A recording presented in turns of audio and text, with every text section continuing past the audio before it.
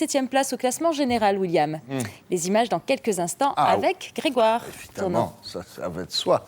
Vous allez voir ça, c'est remarquable avec le commentaire y afférent, comme on dit chez nous. Merci beaucoup, à tout à l'heure, Sophie. Voici le programme. Effectivement, Monsieur Tournon, Grégoire de son prénom, revenu des skis, va vous parler de ces jeunes gens en short qui, tout le week-end, ont joué au football.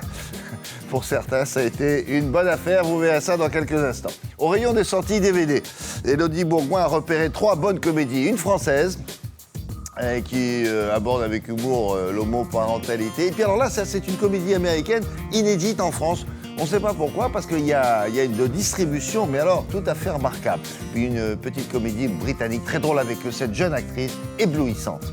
Nous évoquerons un lieu mythique, la prison d'Alcatraz, que vous voyez là au large de San Francisco. Pourquoi ? Parce qu'elle a été fermée au mois de mars.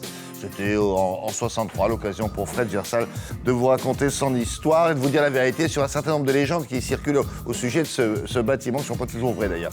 L'actualité de l'emploi, pour commencer, soutenir l'embauche dans les très petites entreprises, les entreprises de moins de 10 salariés. C'est un tissu économique important dans notre pays. Sophie Pignal va vous indiquer pourquoi. Il y a un plan de relance de l'économie et dans ce plan, il y a la possibilité d'une aide prévue pour ces petites entreprises avec une exonération totale des charges patronales. Voici le mode d'emploi avec Sophie Pignal.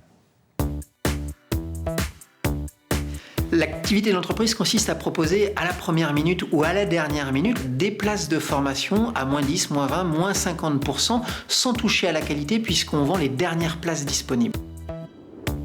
Je suis arrivée sur Paris donc, le 1er janvier. J'ai commencé à chercher du travail, j'ai envoyé une 50aine de CV. J'ai eu aucune réponse.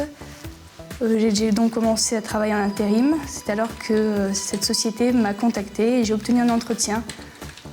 Je suis embauchée en CDI et c'est mon premier CDI. Sans le plan de relance, on n'aurait pas pu embaucher si vite une assistante de gestion. Avec les charges patronales, nous, on ne peut pas. On a démarré il y a 3 mois, c'est impossible. Avec le plan de relance, on économise jusqu'à 6 000 € par an. En France, les entreprises de moins de 10 salariés réalisent à elles seules plus de 3 millions d'embauches chaque année. Alors, une exonération totale des charges patronales pour celles qui, au cours de l'année 2009, vont embaucher, ça peut être un argument.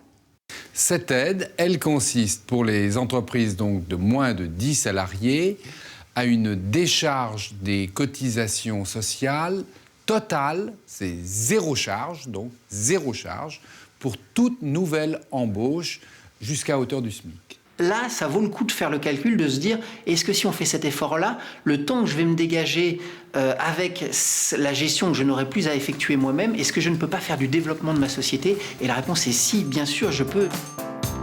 Les très petites entreprises, les TPE, donc il y en a 2 700 000, c'est un très grand potentiel d'embauche. Et c'est elles, finalement, beaucoup plus que les grandes entreprises, qui fournissent le plus d'emplois. Cette aide s'adresse aux personnes dont le salaire est compris entre le SMIC et 1,6 fois le SMIC. Sont concernés les CDD, les CDI, les temps pleins, les temps partiels, sont exclus du dispositif les contrats d'intérim. Ça marche très bien.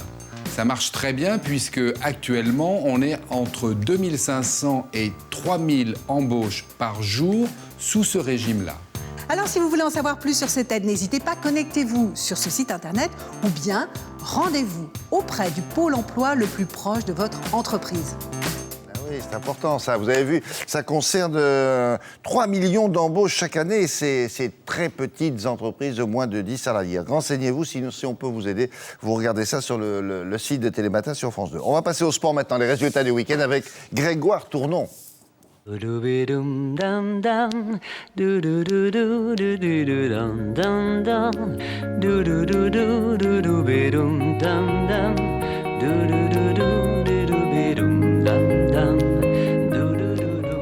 Vous étiez déjà dans la chorale, hein, c'est formidable. On commence par le foot parce que ce sont les derniers résultats qui nous sont parvenus. Donc, voilà, 27e journée de Ligue 1, les derniers matchs hier et des Verts qui sortent du rouge, de la zone rouge, voilà la zone de relégation.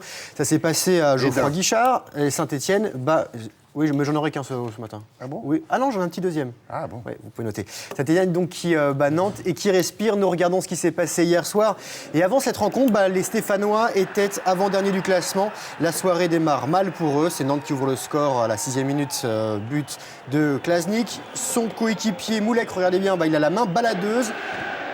Penalty donc pour Saint-Étienne. Le penalty transformé par Ilan. Ilan qui va s'offrir un doublé à la demi-heure de jeu, donc victoire 2-1 pour les Verts qui passent de la 19e à la 17e place. Match des mal classés entre Le Havre et Sochaux, tous les deux relégables. Les Doubistes marquent les premiers par Fati.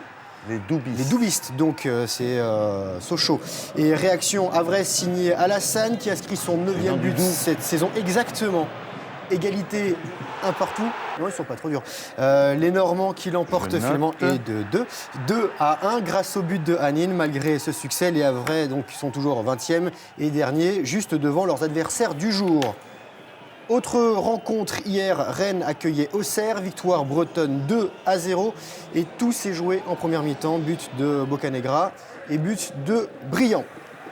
Voilà donc pour les résultats hier. Et il y a eu